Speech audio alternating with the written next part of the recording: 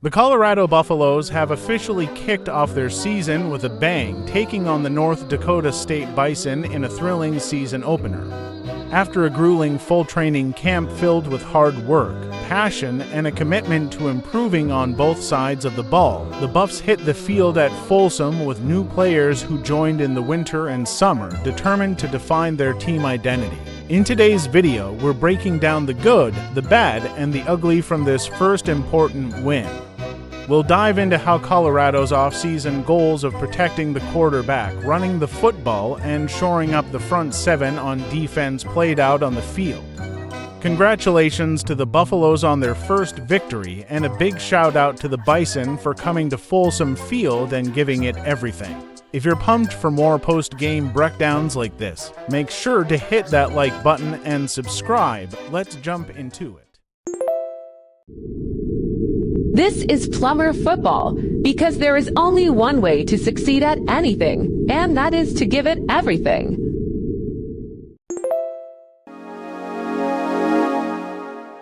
Shedeur Sanders played like the best quarterback in the country in the season opener, showing grit and precision that surely impressed the 31 NFL scouts in attendance. With a variety of throws that showcased his arm talent, Sanders racked up for 145 yards, for touchdowns, and a single bizarre interception, completing 26 of 30 for passes. With the talent surrounding him, it's not far-fetched to imagine Sanders surpassing 4,000 passing yards this season. His performance hints at a massive year ahead. Two of Sanders' elite receivers had standout performances as well. Jimmy Horn Jr.'s blazing speed was unstoppable, hauling in 7 receptions for a jaw-dropping 198 yards and a touchdown. Meanwhile, Travis Hunter, arguably the best player in college football, continued to build his Heisman campaign with 7 catches for 132 yards and 3 touchdowns, including an unbelievable grab with a defender draped over him. North Dakota State simply had no answer for these dynamic playmakers. With 8 minutes and 50 seconds left in the game and Colorado knocking on the door in the red zone, Coach Prime was forced to burn a valuable timeout to avoid a costly delay of game penalty. His visible frustration on the sidelines made it clear that this clock management error fell on Shedeur Sanders, not offensive coordinator Pat Shurmur. It's the first game of the season, and with the energy of a lively crowd, these early hiccups are understandable. But as the season progresses, we'll need to keep an eye on whether clock management becomes a recurring issue for the Buffs. With just 56 seconds left in the first half and Colorado pinned deep at their own 2-yard line after a down punt, most teams would play it safe and run out the clock to avoid any costly mistakes. But when Colorado lined up in 10 personnel, it was clear they had other plans. They were determined to turn a challenging situation into an opportunity, even though similar risks had backfired on them last season. As the clock ticked down to 42 seconds, Colorado found themselves facing a critical 3rd and 4 from their own 8-yard line. Instead of playing it safe, they opted for an aggressive play call, targeting Travis Hunter with a pass that fortunately moved the chains and kept the drive alive. The Buffaloes managed to eke out 3 points with a Mata field goal, but it wasn't without consequence. America's top quarterback, Shedeur Sanders, took 2 big hits in the process. This aggressive offensive mindset, while exciting, could prove costly for the Buffaloes as they navigate the tough Big 12 schedule. Pushing the envelope in high-risk situations may have worked this time, but as the season wears on, these gambles could backfire, putting both the team's success and Sanders' health at risk. Late in the game, with just 2 minutes and 19 seconds left, Colorado's situational play calling took a surprising turn. Leading 31-26, they had the perfect chance to run the ball and seal the win. Instead, they opted for short passes to their wide receivers, putting Travis Hunter in harm's way as he took a tough hit on one of these plays. The questionable decision-making didn't end there, as we learned in the post-game press conference that Shedeur Sanders had audibled out of a run play, aiming to give receiver LaJohntay Wester a shot at a big play. Coach Prime revealed indirectly that Sanders has the authority to call his own plays, a surprising revelation considering there's a highly paid offensive coordinator with NFL experience on the sidelines.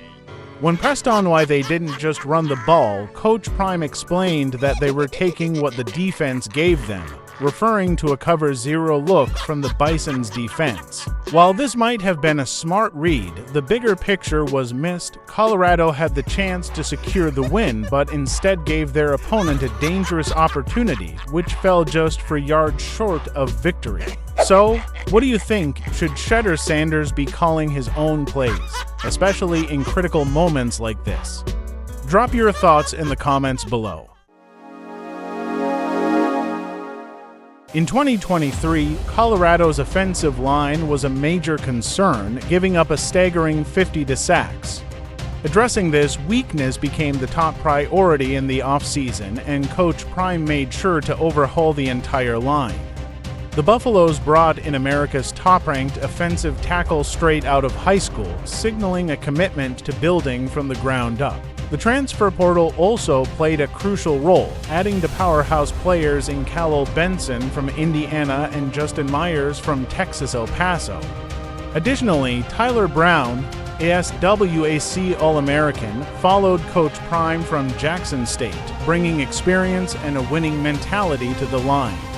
Center Hank Zilinskas, the only returning Buffalo from last season, earned his spot on this newly rebuilt starting lineup. The results of these efforts are already showing. In their season opener against the Bison, the new-look offensive line gave up just 1 sack, a massive improvement from last year. However, the real test will come as they face stiffer competition in Big 12 play. One of the brightest spots on the line has been at left tackle, where true freshman Jordan Seaton made history as the first freshman tackle to ever start for Colorado football. Seaton's rapid growth, both physically and in his understanding of the game, is a testament to his talent and the exceptional coaching he's received from Coach Loadholt, who prepared him to step up in record time. Early in the second quarter, Colorado was trying to establish the running game with 3 straight runs from Ohio State transfer Dallin Hayden. This got interesting on the resulting 4th and 1 to go. Despite the ball being on their own 34-yard line, Colorado uncharacteristically decided to go for it on 4th down. Coach Prime knew the risks, but believed in his new offensive line to get the 1 yard needed. Regrettably, Colorado's offensive line was not able to get any forward push against the smaller Bison front, failing to convert on the play. This was a missed opportunity for the offensive line to impose their will on the game. They will certainly have more opportunities as the season progresses, and hopefully they learn a lesson from this situation. With just under 10 minutes left in the game, Colorado was on the verge of a crucial touchdown, sitting at 1st and goal from the 5-yard line. The play looked like a run-pass option, RPO, with Shedeur Sanders opting to pass to Travis Hunter. However, the play was flagged for an ineligible man downfield, a costly mistake in such a critical moment. The penalty was on Tyler Brown, who had drifted too far downfield while run blocking, unaware of Sanders' decision to pass. This type of penalty is particularly challenging because offensive linemen often aren't sure if the play will be a run or a pass until it's too late. It requires experience and a keen understanding of what the quarterback is seeing, which is difficult when learning a new scheme or position. Players focused on their assignments may miss the bigger picture, leading to errors like this. For Coach Loadholt, this is an area that needs immediate attention. The Buffaloes can't afford self-inflicted wounds, especially ones that have the potential to derail scoring opportunities. With penalties like these, repetition is not an option, and it's something that must be addressed to ensure the team's success. The offensive line had a solid performance, giving up just 1 sack on the day. However, after last year's struggles, any time the quarterback gets taken down, it falls into the ugly category. Though, this particular sack wasn't the result of a specific lineman's mistake. Instead, it was a well-executed defensive play by the Bison. The Bison disguised their rush brilliantly. It initially appeared that for defenders on the line of scrimmage would rush, but only 3 actually did, with 1 dropping back into coverage. The real threat came from a safety who blitzed late from the opposite side of the field, coming off the edge with speed. As Shedeur Sanders felt the pressure from the safety, he instinctively climbed the pocket, only to find himself in the clutches of tenacity Bison defenders. In this scenario, Sanders missed his hot read, Jimmy Horn Jr., who was open on a shallow crossing route. While the sack counts against the offensive line, this one was more about the defense's clever design and execution, coupled with a missed opportunity by the quarterback. It's a reminder that even with a much improved line, recognizing and reacting to defensive schemes is crucial to avoid these kinds of breakdowns. The good news for Colorado's run game lies more in its potential than what was on display against North Dakota State.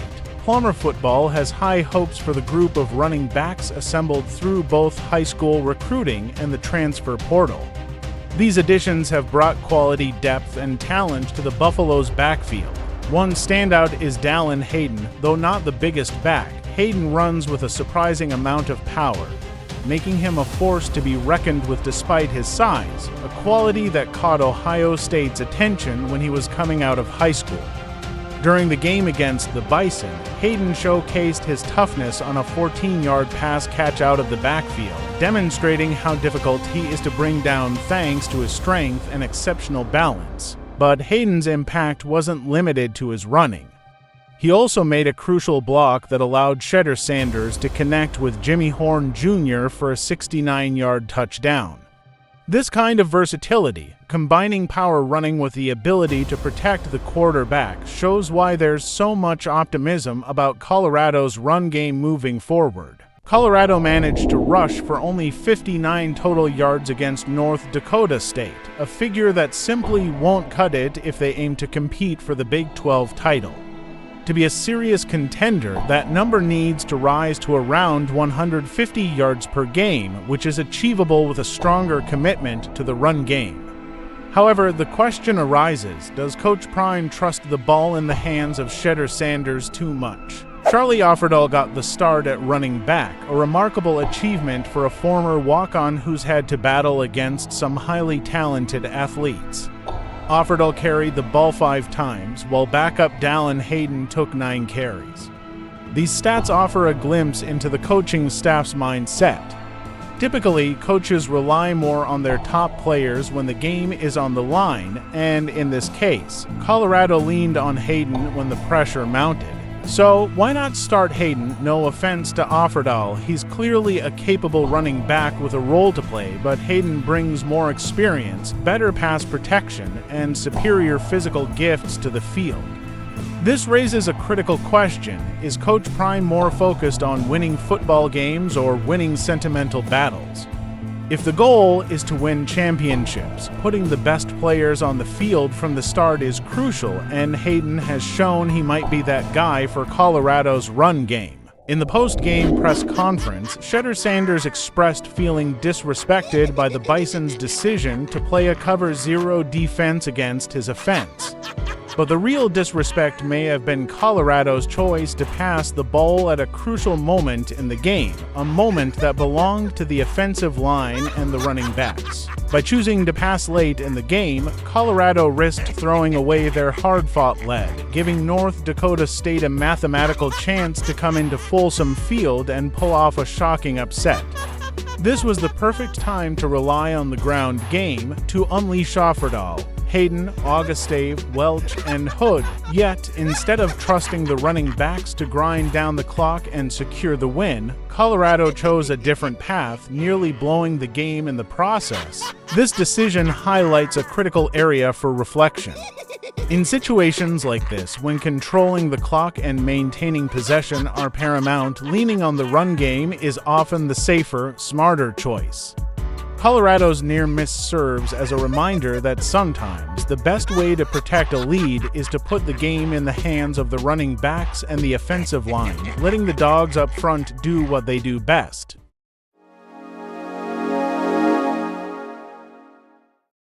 Chidozie Nwankwo, known as the block bully, made a significant impact on the field, proving to be an immovable force in the heart of Colorado's defense. His ability to clog up the middle is impressive on its own, but when you can also get sacks out of a player like him, it elevates the defense to a whole new level. Nwankwo recorded one of the 2 sacks for the Buffaloes, showcasing his versatility and power. The second sack came from Levonta Bentley, a seasoned college football veteran who successfully defended his starting position against a talented group of incoming linebackers. Bentley's experience and determination were on full display as he delivered when it mattered most. Trevor Woods also made his presence felt, leading the team with 10 tackles, including 1 for a loss. His performance was a reminder of his reliability and ability to step up in crucial moments. Then there's B.J. Green, the dynamic Arizona State transfer with a knack for pass rushing. Though many expected Green to start, Coach Prime seemed to hold his cards close to his chest, initially using Green sparingly. Instead, Pittsburgh transfer Samuel Okunlola got the nod at the edge, lining up across from Dayan Hayes. However, Green couldn't be kept in the shadows for long.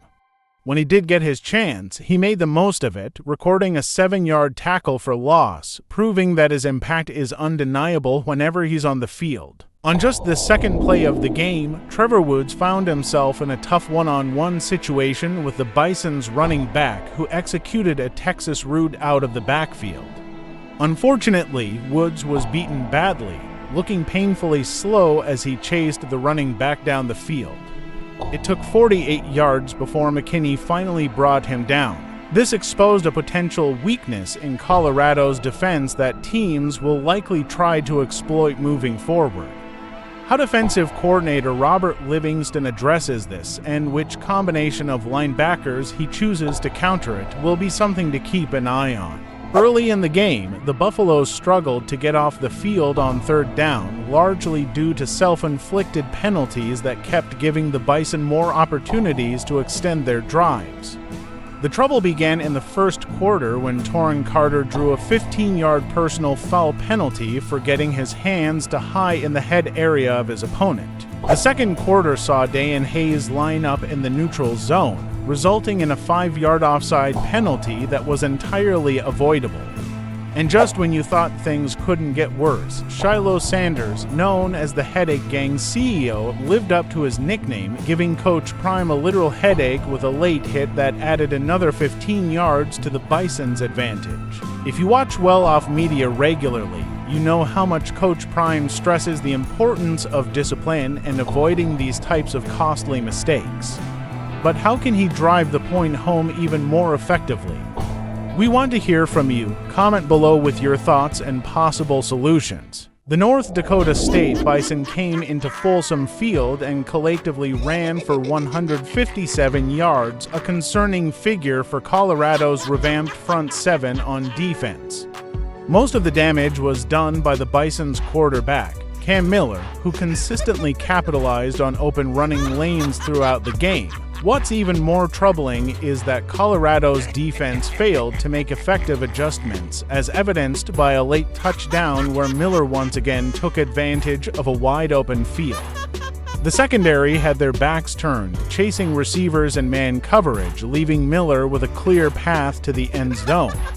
This late score clearly frustrated Coach Prime, who expressed his displeasure in the post-game press conference. Defending against a mobile quarterback like Miller typically requires a zone defense, where defenders can keep their eyes on the quarterback or by assigning a spy to ensure he's always accounted for. Unfortunately, Colorado opted to stick with man coverage, relying on their elite secondary. This decision allowed Miller to exploit the defense repeatedly, raising questions about whether adjustments will be made when facing other mobile quarterbacks like Kansas State's Avery Johnson. The bottom line is that giving up 157 yards on the ground in a single game doesn't reflect the dominance expected from a front 7.